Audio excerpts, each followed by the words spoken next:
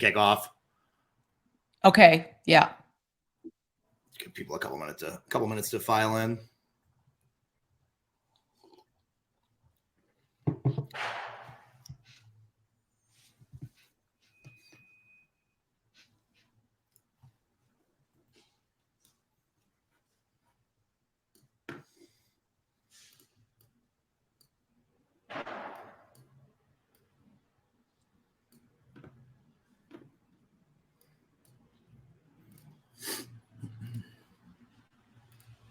Great. Sirens just went off in my neighborhood.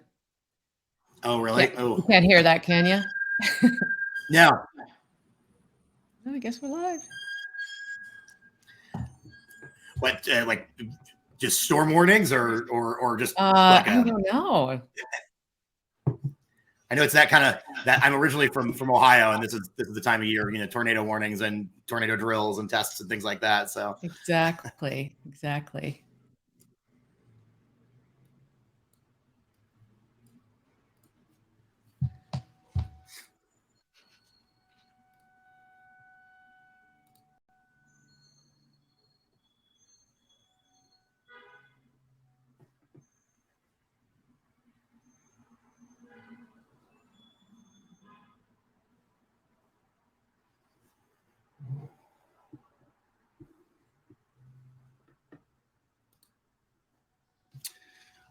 All right, I guess we'll go ahead and get started here, guys. Thanks so much for joining us today. I want to thank everyone for joining, specifically Elevate Your Influence with Virtual Executive Presence with Julie Hansen. My name is Matt Kelly. I'm an enterprise account executive here at Consensus, and I'll be your moderator for today's session.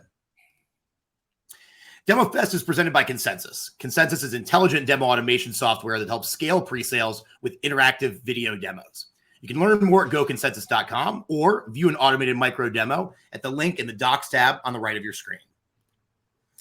Consensus is proud to provide this event free to all attendees. However, we would like to invite each of you to donate to our company's humanitarian organizations if you'd like to.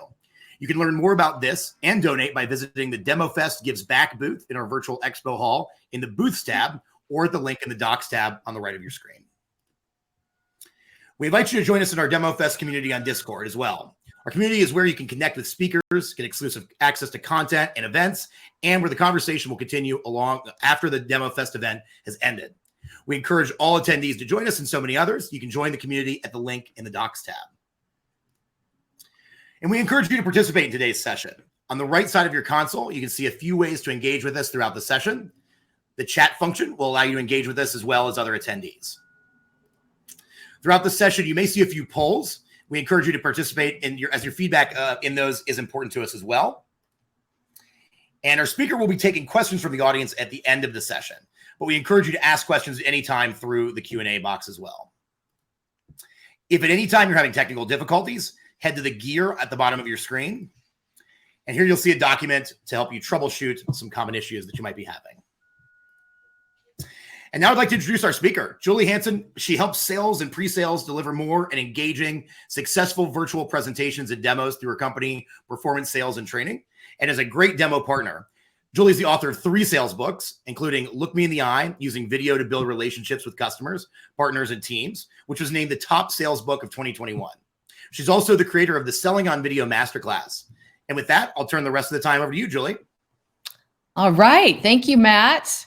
And great to see you all again, some of you. I'm so excited to be back here and good to see old friends and make some new friends. So we are here to talk about elevating your influence through virtual executive presence. And if you saw Lori Payne speak this morning, which was fantastic, that was really a great kickoff to what we're going to be talking about here today. So let me share my screen here, which, as always, they go right to where you don't want them to go. So what are you going to do? All right.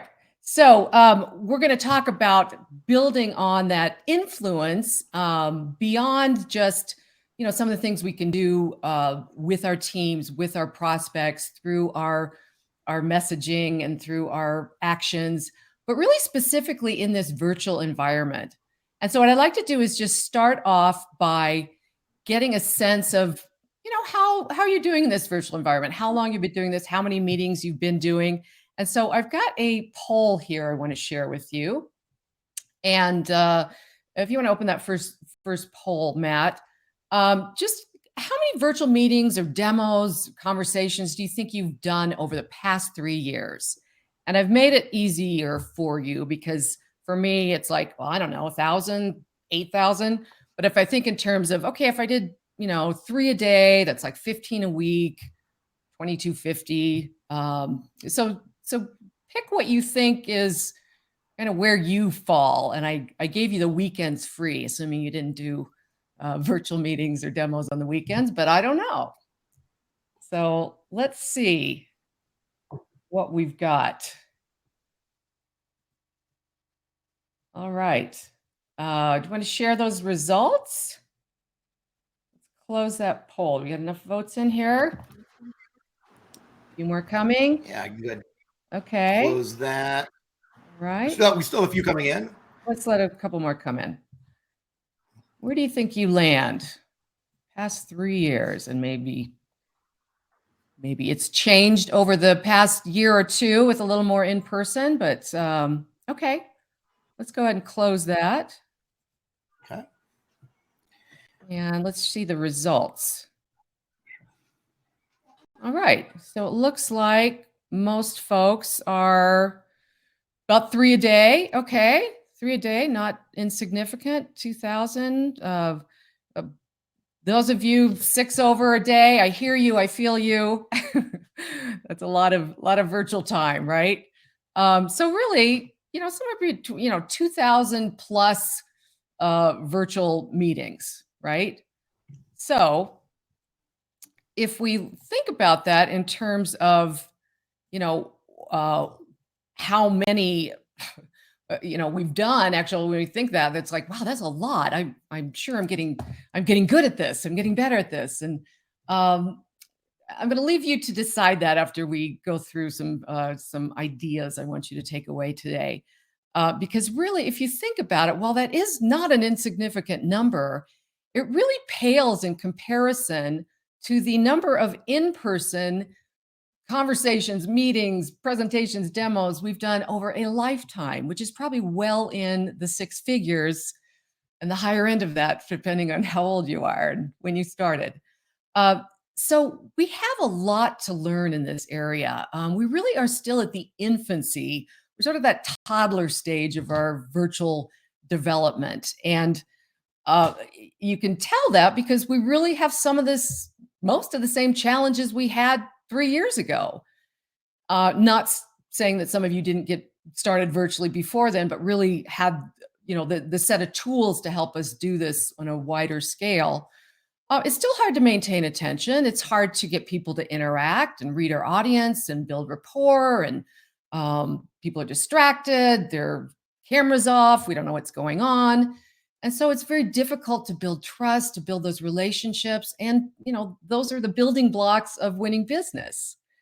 So we have really started at this basic level 3 years ago with the fundamentals. It's very technology based. Can you hear me? Can you see me? Can you see my screen?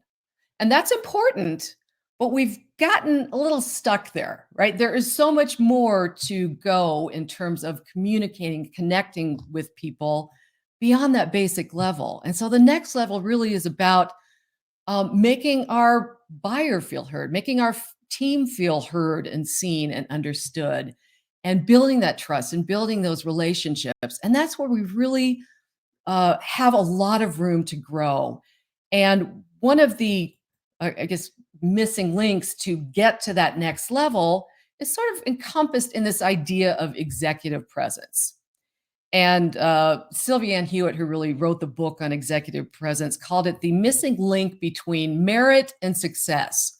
So you may be, very competent, very, great at your job, but if people don't observe that, if you don't convey certain qualities, they may not take that away, which means it doesn't necessarily equal success to be good at something. So she defines this executive presence as, as a combination of self-confidence and poise that allows you to inspire confidence in others to believe in and follow you. And I thought Lori Payne did a great definition of influence, which is really what, we're trying to inspire, we're trying to motivate, we're trying to change behavior, which is all about influence. And I think Lori described it as making an impact on others, right?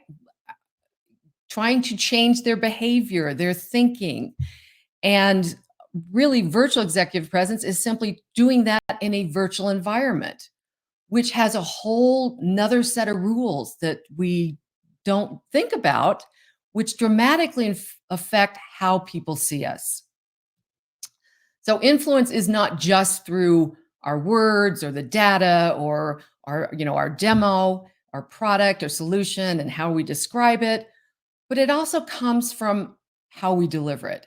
If it didn't matter how we delivered it, we'd just send out a report, right? And I think that for pre-sales is pretty empowering. The fact that we need to be the vehicle to communicate all these good things that are going to happen via our solution.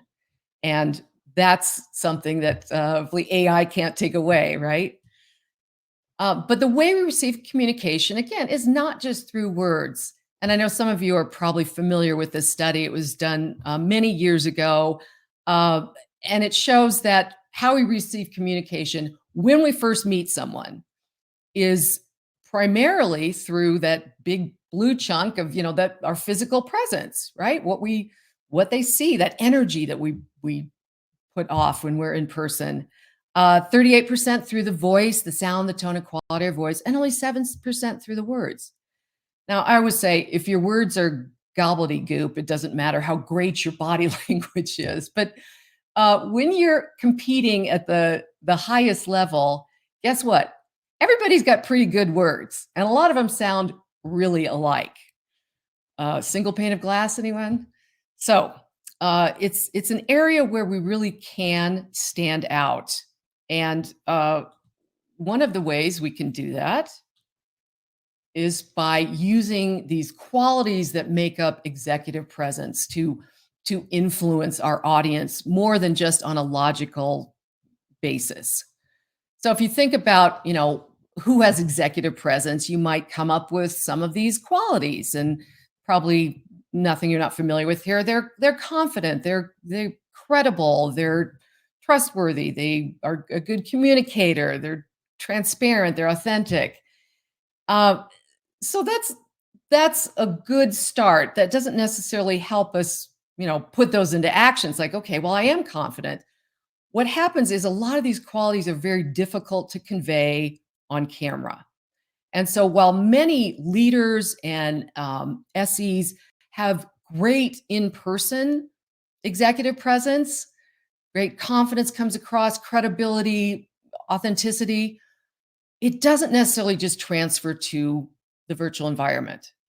And so that's what we're going to talk about, is how we do that. Because the question is, do you have virtual executive presence? And most people have no idea. And we can't really afford to be in the dark about how we come across to our audience. So I want to open the other poll here, the second poll, and ask you guys to think about, are you the same credible, confident, empathetic person on video that you are in person? Do you think you're that same person, whether you put a camera in front of you or whether you're sitting in front of someone? So let me see here. So we got leaning towards yes. People say no. 26 for yes. 30. Okay. Everybody in? Pretty close. A little more on the yes. So let's show them the results there, if you would, Matt.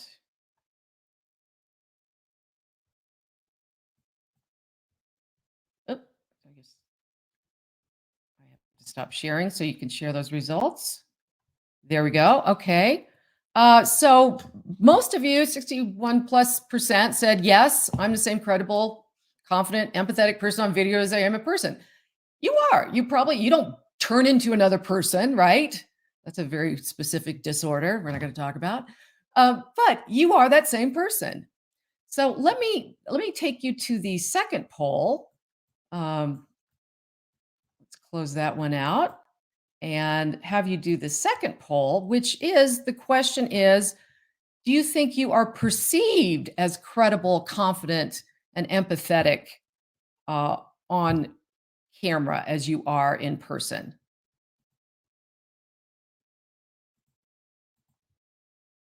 It's about perception. Do you think your audience perceives you that same way?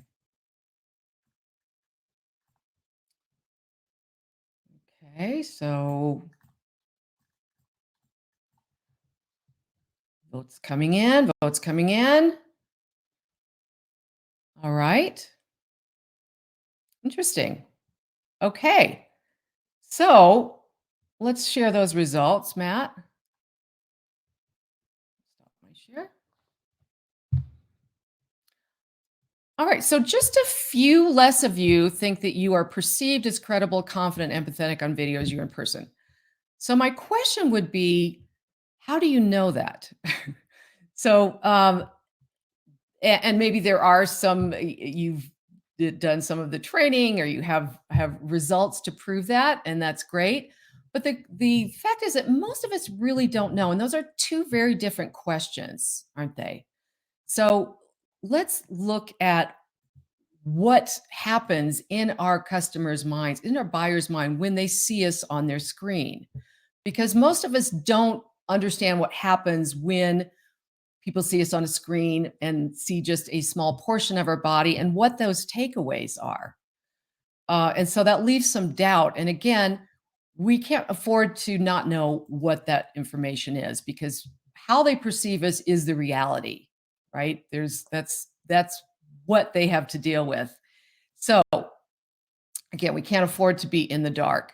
So we want to look at 5 qualities of virtual executive presence that we often struggle to convey on camera, right? And there's some things that we do very naturally in person and they're easily picked up. But because of the way the camera frames us or the way the camera distorts things, magnifies certain things, misses others, many of these qualities get lost, which works against us sometimes, taking away from the great competent, confident people that we are and making us look like we're the opposite. And we don't want to lose that advantage. So let's look at credibility. Credibility, super important in pre-sales. It's all about being that trusted advisor, sort of that partner between the company and the salesperson.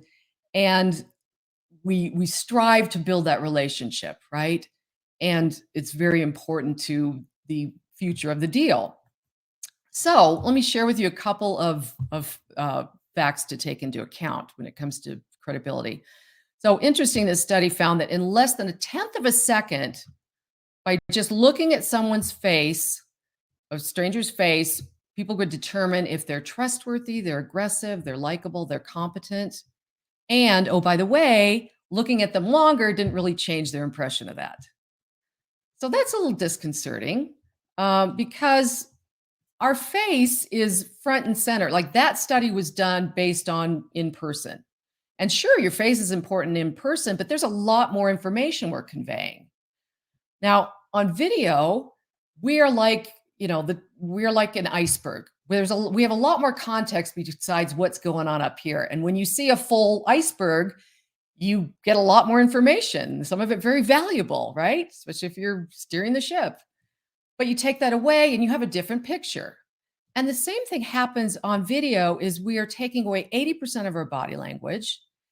And 20% is everything is communicated here in this tight space.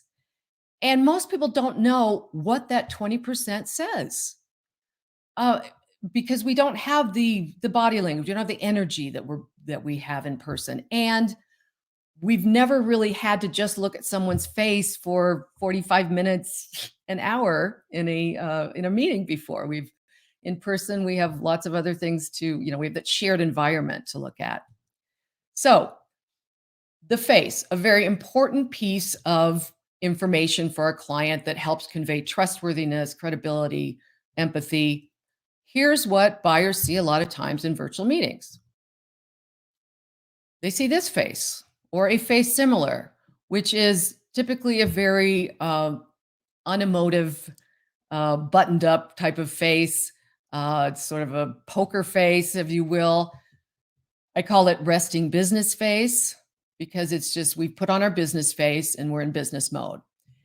And that's hard to, really gather any kind of information from. And so our face, in this sense, if we're not using it to, further our credibility, further our relationship, it's not helping us and can in fact be hurting us. And we'll talk about that a little more when we talk about empathy, especially. The other thing about credibility is that we are more likely to believe people who look us in the eye, as opposed to those who are, have that averted gaze. Well, that's probably not surprising. And any of you who have young kids probably know that. Who stole the last cookie? They're not going to look at you, right? They're looking away to answer that question, my brother. But the thing is, what buyers see in virtual demos, virtual meetings, is this view, right? We get a good view of your eyelids, your forehead, or we get what I call the pre-sales profile. And I think most of you know what's happening here, right? She's got multiple screens, and I get it. And you're clicking around, you're trying to do the demo, right? Or take notes. There's a lot going on when you are presenting or demoing, and that's understandable. But to our buyer, it doesn't matter why we're doing that. It doesn't matter to them that it's difficult for us. All they know is what they see and how it feels. And relationships are built on emotion, not logic. And we're trying to explain this away like it doesn't matter, to a logical, with a logical reason. And it's not a logical thing. We have been taught since we were young, when people look at me, they are paying attention. When people look at me, they are telling the truth. It's not any different than if you were out in person with this young woman and you were talking to her and she was not looking at you. You would not feel engaged. And even if she swore that she heard everything you said. And so trying to fight that is like trying to fight, just the innate human behaviors that we've developed over a lifetime. It's a losing battle. So we have to find a way to adapt in this environment. I work with a lot of pre-sales folks, and I know, I demo and present myself. I understand the struggle and the balance that we're trying to achieve. So there are some things that we want to keep in mind, that yes, they are going to be looking at your demo, or your slide or your screen, but they're going to get what they need from that. And then they're going to look to you for context and meaning. And if you aren't there, if it's just constantly your forehead or the side of your face, they're going to look at something else, right? So we want to be there to connect with them as much as possible, because our audience they control their own eye contact as much as they want. So we want to be available for that connection. So find what you need on your screen and then bring your focus back to the camera. That's how we stay connected. That's a very basic element that I teach in my class, is get what you need, get it in your head, because likely you know it. It's sometimes just checking and the exact number or the exact phrase, and then deliver it to the camera, because there's a lot of talking to screens going on in demos, right? So think about times where you can just talk to the camera, when you can just talk to your customer. I think what's happened is we suddenly have our screens right in front of our face, and it's very easy to just fall back on them, even when we don't really need them, right? It's more of a crutch. We did so well for a while getting away from, reading from our slides in person. And now here they are in front of our face. So we have to be aware of the temptation to fall back on that. Accessing slides, notes, using multiple screens is a challenge. I have a number of methods to do that, which involve partly looking at the screen, getting that information, delivering it to the camera, which takes some practice. I'll just tell you real quickly with those multiple screens, what doesn't work is oftentimes people will put the camera like in between screens, and then we just see constant rotating between your profiles. So start by putting your camera on the screen where you're going to spend the most of your time is the first piece of advice. All right, so these qualities, to develop these qualities, this virtual executive presence and this first quality of credibility, we have a little to-do list of things we need to learn how to do. We need to know how and when to make eye contact on camera, when it really matters, when we can get away with, looking at our demo or notes.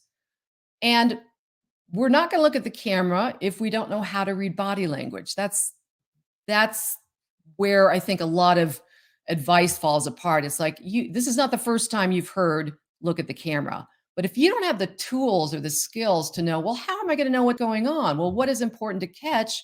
When can I look at the camera? When does it not matter? You're not going to stick with it. So that's an important skill to develop moving forward. And of course, how to use those multiple screens and still stay connected. So confidence is a huge factor in executive presence and certainly virtual executive presence. I was teaching a demo workshop this week, and one of the SCs, we were talking about, what we want to work on, and some of the newer people were saying they wanted to be more confident. He said, well, you need to have that conviction, right? It's not just saying confidence things. It's that conviction that we can help you solve your problem, right? And that's absolutely what we want to convey. And so we don't want some of these bad habits that make our confidence look less than it is to take away from our conviction that we can help our clients, or as a leader, I can serve my team. One of the things that just instills fear in most salespeople and SEs' hearts is this screen here, right? You get in a meeting and nobody has their camera on. And it's terrifying. It is just universally terrifying. And for some reason, even though we are able to talk to people on the phone and not see them, it's different because we're in this vulnerable position of we're on camera, and it's sort of your mind expects to see another person. And so it's trying to figure that out.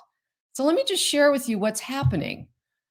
We have been trained in this communication loop. This is since we were young, where we say something. So the seller here sends a message, and that can be just saying something. That can be showing some software. The buyer, the customer, interprets that message, and then they send some feedback. Right? Maybe it's nonverbal. Maybe it is verbal. And that gives us information to respond. So it's this continual loop that goes on very seamlessly when we're in person. Well, that loop is clearly broken in a virtual environment when people are not on camera. And it's a little bit broken even when they are on camera for a variety of reasons. What happens is we send off a message. We say, hey, this is going to help you solve this problem. Isn't that great? Crickets. Crickets. We hear nothing. We don't know how they're interpreting that. They don't give us any feedback. So what happens? We start to panic. We speed up. We overcheck in. Does that make sense? Does that make sense? We start delivering these endless monologues. None of those certainly makes us appear confident or benefits the customer either, right? Because we end up not leaving them a chance to give any input or have more of a conversation because we are, in a panic about this. So we have to learn how to work with that broken communication loop. We can't make people go on camera. This is one of those areas where we have to adapt. And so we have to get comfortable with that. Um, in case you didn't know it, but you are an actor, because that is exactly what an actor does when you're talking to a camera. And there's actually a technique that helps you get comfortable and really have a real conversation and not imagine the worst case scenario. So it's based on a technique called act as if. And so I would say act as if that person is there, because they are there. And just because you can't see them doesn't mean that they are going, oh, this is terrible, this is boring. Oh, I'm not going to answer that. We somehow manage the worst case scenario in our heads, right? I don't know anybody that doesn't. Instead of imagining what they are typically responding to, a normal statement, whether it's, if it's good, they're probably having a, nodding their head or having a good reaction. If it's bad news, they're probably like, taking that in. There's no reason to believe they're having some, bizarre, off the charts type of reaction. And so that helps us continue that loop to imagine, and we are, but to help us in our heads imagine we're having this conversation with a real person, because this constant checking in is, just because we're needing that assurance is not helpful to our customer. Confident people don't panic or rush. Like, they don't rush in because somebody didn't answer right away. And that's what happens a lot of times when we ask questions, right? Because when we are in person and we ask a question, we get to see people who, thinking about answering, either on their face or by raising their hand if it's a big group. And of course, virtually, we don't see any of that. We see something like this. I can't tell you who, by looking at that, looks like they might be wanting to answer that question, which is very typical. So even looking at the faces doesn't necessarily help you always in that regard. And so again, what happens is we often rush in to fill that space without understanding that people are a lot more passive on video. They just are. We have been trained our entire life with screens to have sort of this receiving mode posture. We whether we've been in movies, in front of our TV, in front of our iPad, in front of our computer, it's only until very recently, again, the past couple of years, that it's been more of a two-way exchange when we are in front of a screen. So when people come to a virtual meeting or virtual demo, they are not necessarily in their most heightened, I'm going to engage state. And so we have to understand that. We have to find ways to encourage them to interact. And so there's a lot of ways to do that, which I'm not going to go into here. But let's look, typically the basics part of interaction we do in a demo is asking people questions, right? And this is where oftentimes sellers go in and they answer their own questions because they cannot stand that pause, right?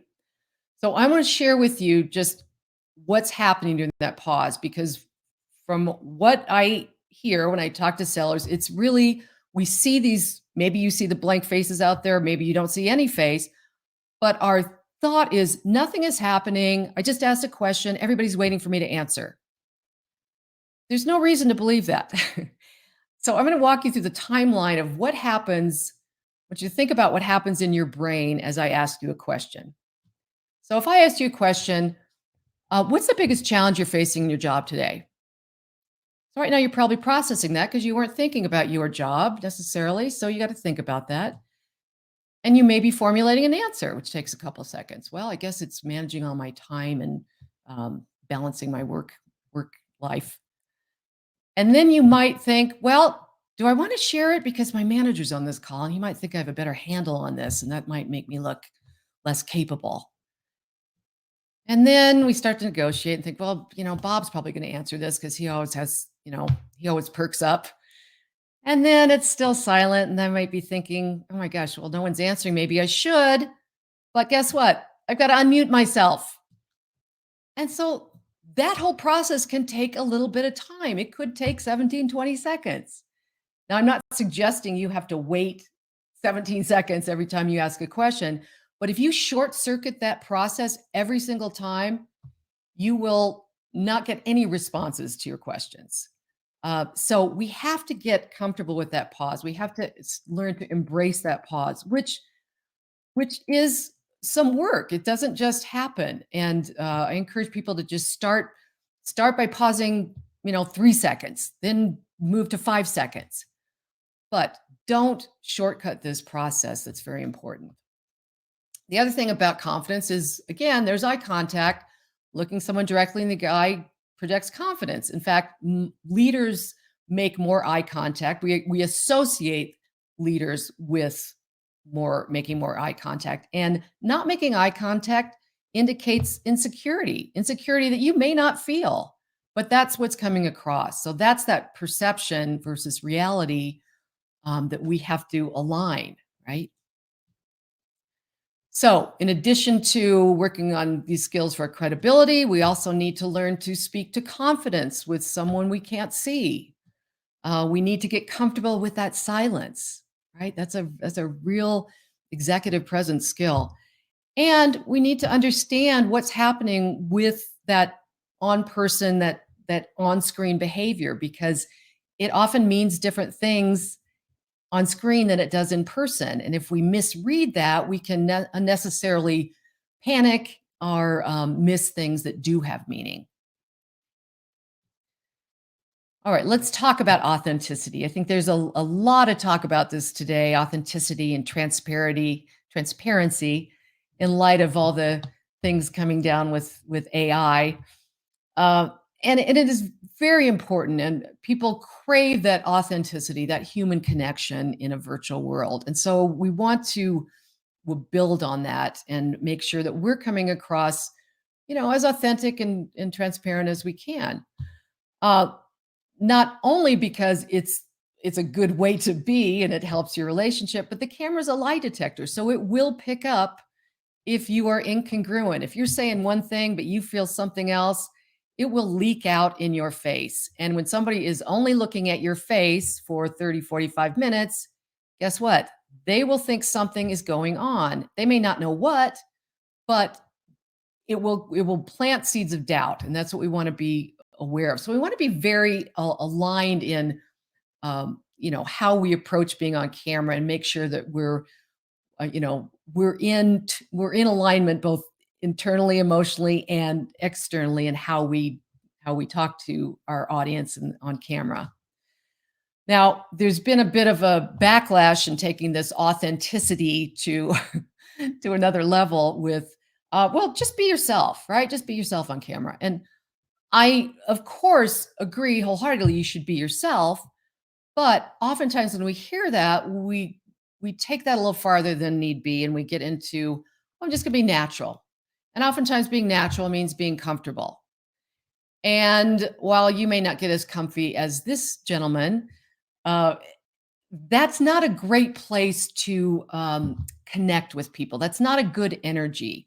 The camera really takes away a huge chunk of energy. So if you're already seated and you get comfortable and you're in a comfy chair and you're just being yourself, I don't doubt that that's you. But there's also another version of you that we want to see. We want to see that heightened version of you. I call it second date energy. I think first dates are way too chaotic, right? But second date energy, where you're sitting on the edge of your seat and you really look like you're interested, engaged, and can't wait to hear what the other person says. That's the kind of energy that reads well on camera. So what people don't realize is you actually have to add more energy on camera than you do in person, because you don't have that in-person energy, whatever that is that transmits between people to support you. Another question that comes up in terms of natural and authentic versus inauthentic is when it comes to our setup, right? How we use this space, and whether we should use a virtual background or natural background. And I know sometimes the choice is made for you if you don't have the option, right? But what really the challenge is, how do we want to present ourselves to our customer? If you had told me like 10 years ago that I would have an opportunity to not only go into my customer's home, but invite them into my home so that they could see me as a real person as opposed to just another vendor, I would have said, "Are you kidding me? That's fantastic." We have that opportunity, and I think it's important to take advantage of that as much as possible. There's nothing more authentic than, "Here I am. This is who I am." Just making sure everything in that stage, of course, communicates what you want it to communicate. And virtual backgrounds tend to just magnify the artificiality of the environment, right? They're distracting when you move still, you lose body parts, and they can create negative curiosity like, why can't I see where she is? So, just some things to consider. Um, avoid other unnatural framing or shots, the floating head and any kind of weird framing. You would never sit across from someone who didn't have a torso, right? It also typically means you're in an extreme close up, which is pretty aggressive for most meetings.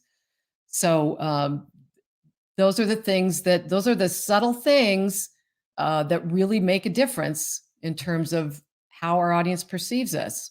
So we want to stay authentic, obviously, but we just need to adapt for our audience's benefit so they get the best of us, right? So we can add to the list. We need to master our virtual stage, right? Make sure we set it up for authentic um, communication, so it feels like we're sitting across from each other having a cup of coffee. And we need to learn how to really adapt to this camera and maintain our authenticity and bring the right energy to it.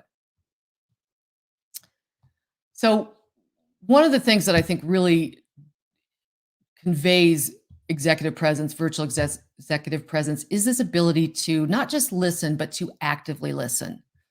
And again, Lori Payne talked about this in her session on influence. Such a powerful, powerful skill, whether you're doing discovery, hearing your customers' pain points, whether you're a leader and you're doing a one-on-one with somebody, um, that's such a great opportunity to connect. And this is one of the areas that we have a lot of work to do in a virtual world on. Um, and it is so critical to our customers because Deloitte did this study of 25,000 different types of business industry users, and they said, "What's the one thing you can do to for someone to do to build trust with you?" And guess what their answer was?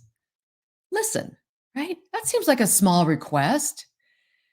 And yet, while many of us are very good at listening in person, and we may be, I'll say, good at the act of listening virtually, we may not be conveying that we're listening.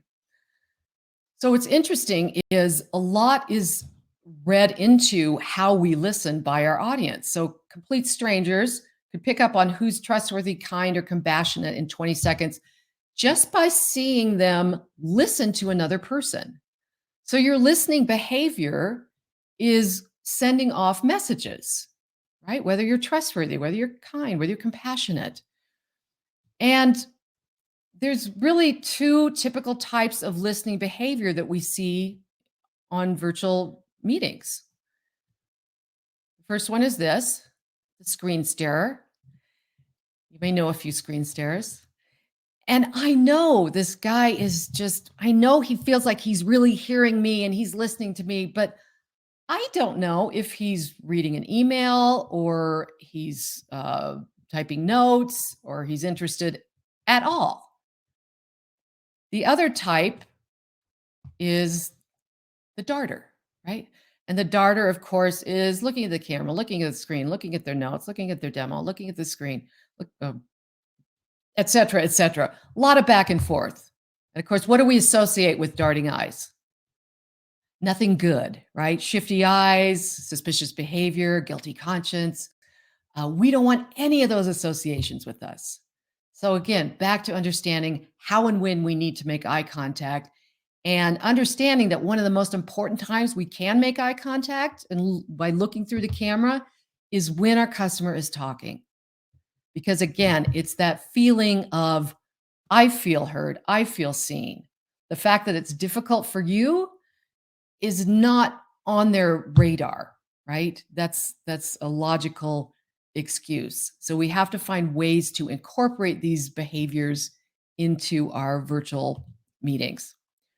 The other thing about listening and why it's difficult to know whether someone's listening on camera is that it's hard to hear more than one person's voice. And you probably experienced that, right? There's a lot of awkward talkovers. And so a lot of those small vocal cues that we pick up very easily in person, like, completely lost on video, right? So you may be over there going, all day long, but they're not hearing it because they're talking, right, in a virtual environment. So what happens is if you don't look interested, you don't sound interested, I don't see those cues, I don't hear those cues, you're going to have a hard time convincing me you're interested or you care. And that's why it's really important to use active listening cues on camera, to think about what conveys that I'm listening. How can I help them understand that I'm listening? Because it's just not enough to know that you are, right? But again, looking at the camera when the customer is speaking, thinking about what kind of body language do you usually do when you're listening? Because there's a tendency with our body language and our facial expressions to be also very resting business face, bland when we're on camera. And you have to think about, what is my face saying? Is it reflecting back anything to my customer? We always want authentic facial expressions, but sometimes we have to do some warm-ups to make sure our face is more expressive than perhaps it is in person. And of course, summarizing what you heard them say is always valuable as well. So in addition to the other skills, we need to work on how to actively convey active listening on camera, which is just a little different than what we do in person, a little more effort behind it.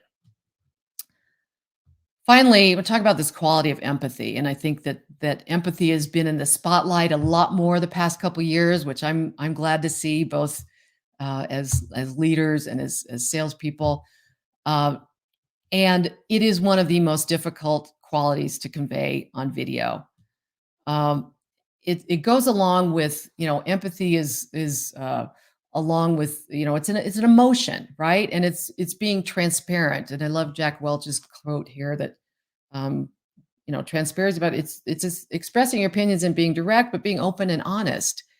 And if we're not sharing how we feel about what we're saying or what we're hearing, then we're not really being honest, are we? And so when we see a lot of this blank poker face, we're not giving off anything to our audience. And I see this all the time on demos when I'm coaching demos. And I always ask this question, is what you told me, is it good news or bad news? Because a lot of times I wouldn't know the difference either, both from the tone of your voice or the look on your face. So I'll often have salespeople say, so this is going to save you $250,000. With the same exact expression, you might say, pass the salt. Same intonation, same expression. That doesn't serve you on video. When your face, again, is center stage, what are you using it for? It should support what you're saying. It should reinforce what you're hearing. Again, be transparent in your emotions, in your expression, because if your face has nothing to say, frankly, why are you on video? It's a good question, right? Just to prove you're alive, I guess. So we can do so much more than that. So those 5 qualities, I think, are, there's certainly a lot of other things we can do to up our executive presence and our virtual executive presence, but those are really the 5 key ones that I think are often lost and can really be such a difference maker. And I know that so many SEs and so many salespeople and leaders are looking for opportunities to differentiate from their peers and showing up as the person who is, a credible, confident, empathetic, authentic, really listening. That goes a huge way because, again, sales aren't always made on just logic, right? There's an emotional process involved there as well. So mastering those can be incredibly powerful. All right. So this to-do list is things that we need to work on to get to that next level. And they're hard to do when you're just, doing a lot of demos, doing a lot of presentations and trying to work on all these things and just get, trivial advice like look at the camera, right? We are trying to retrain a lot of behavior that we've learned since we were babies, right? And we're trying to adapt to this environment. And so I have some tools that I just wanted to make available to you all in my course, Virtual Presence for Sales Pros, for leaders, for individual contributors, and where we go through all of these things. And I walk you through the process and give you exercises to practice and tools to self-evaluate or coaching. So I just wanted to make that offer. There's a link in this session to go to the course. And if you use the code DF2023, you guys can all have $100 off that course. But it's 16 videos, tons and tons of, specific tactics on how to do all these things and more. So just wanted to throw that out.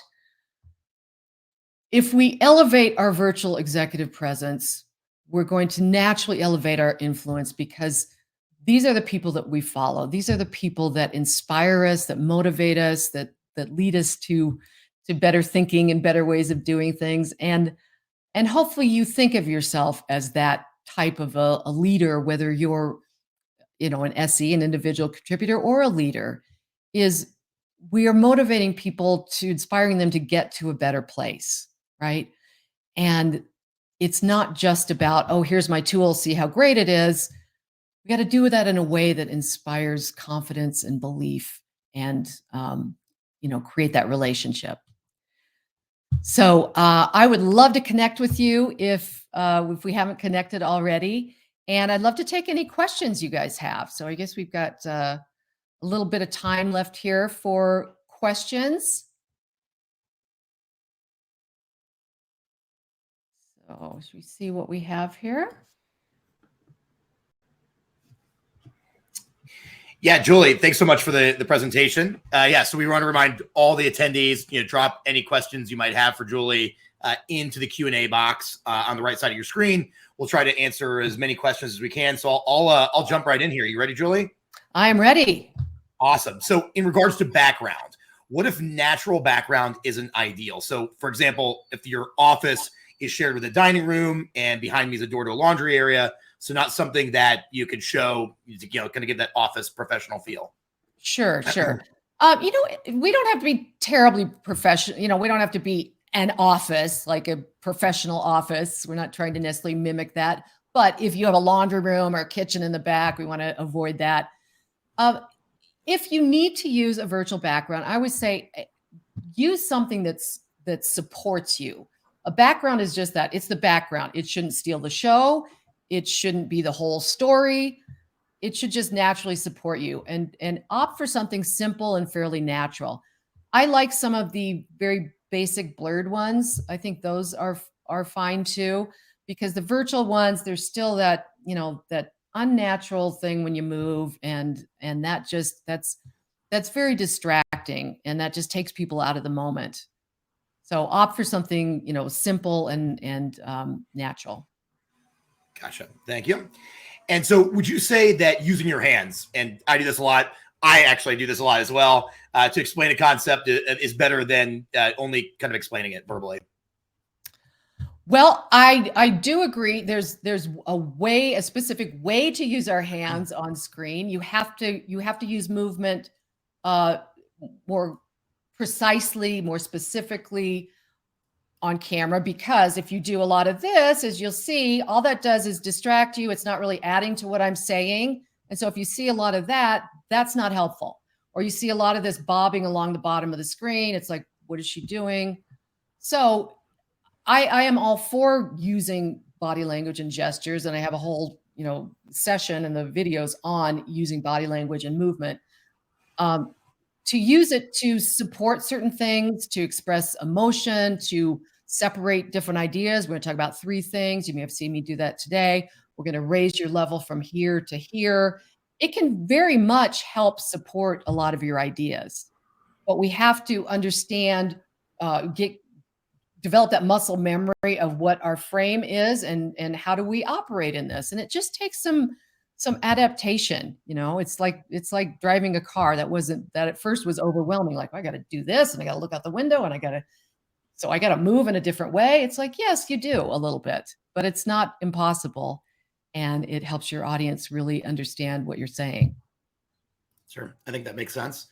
Another question for the distance to sit from your camera. What is the proper distance to sit away? What's too close? What's too far? Yeah, that's a great question. So if you think about it, we want to aim for sort of that personal / social space. And your audience is going to be about, let's say 18, 20 inches away from their screen, probably. Okay. And so you want to be about 12 to 18 inches away from your screen. That's about the good, social distance, like 30 inches, something like that. If you get too close, then you are really invading someone's personal space, and you're also in that unflattering, extreme close-up range. So we want what's called a medium close-up. Gotcha. Also, any webcam in particular that you recommend? I think there's a lot of good ones out there now. I think the Logitech has some good ones, as long as it's HD, 1080p. That's really the bar now. I think when we started, it was, we were using some of our laptop cameras, which aren't always that good. So I think you really have to have a 1080p HD, whatever that is. Got it. So now you went through a lot of different kind of things to think about, a lot of swing thoughts as we're on a call there. So how do you do all of this and also take notes during a discovery call, for example? So a discovery call is, certainly where you want to have that good balance of like, I'm looking at you, I hear you, and I'm also writing this down, right? So ideally, if you can get them to allow you to record the call, then you don't have to do that, right? You have it done for you.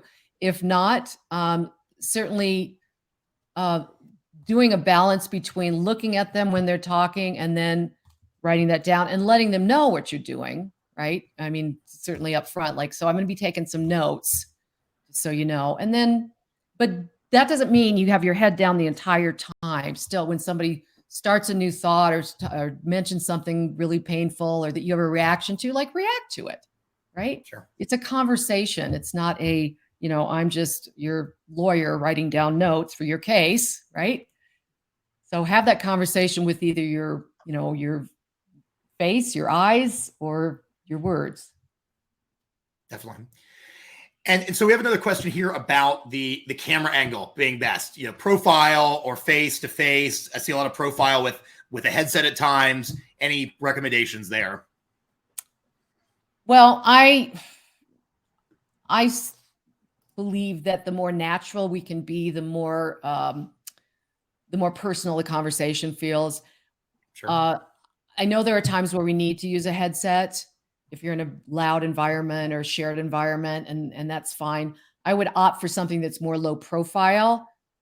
Unless you're doing a podcast, I don't know if there's a need for the giant headsets. I love my Bose, but I'm not going to wear them on a call because it makes me feel like I'm talking to a customer service person, to be honest. So that's sort of the impression. And maybe you think that's crazy, but I'll bet there are people that have that feeling too. And so you want to take that into account. So try to be as real as possible, whatever that means in terms of, how you show up. Gotcha. And then also another question here about, I guess, a magic percentage of how often your face should be on camera versus you sharing your screen, slides or programs or whatever it might be. Yeah. So I think, I guess that depends on whether you're doing a demo, whether your presentation, you have complicated slides or they're very simple. I think to have your camera on rather than to try and turn it off and on, which people often forget to turn it back on. So that doesn't always work well. I think just having your camera on and doing, finding that balance of getting what you need to get, deliver the the message and then bring it back to the camera, or those times where you're transitioning between slides or between screens and where you talk to that. So what we're going to see next is how you can do XYZ. Look at the screen, get what you need. Okay, so what you see here is, so it's a practiced technique that does take work because it is different than what we've done in the past, but it really helps you cement that connection with your audience. In terms of eye contact, to build a relationship, experts say you need to make eye contact about 2/3 of the time with a person. And not only are we not hitting that on video, it should probably be more on video because we don't have this shared environment. Gotcha. Awesome. Well, I think that's all the time. I think we're gonna wrap up here. Just want to kind of quickly remind people, we do have the DEMOFEST engagement game. So each session that you attend, each session feedback, the survey that you fill out gets you points to win some awesome prizes. Julie, again, thank you so much for the time and answering some questions for us today. And I appreciate it. My pleasure. Everybody have a great DEMOFEST. Thanks, everyone.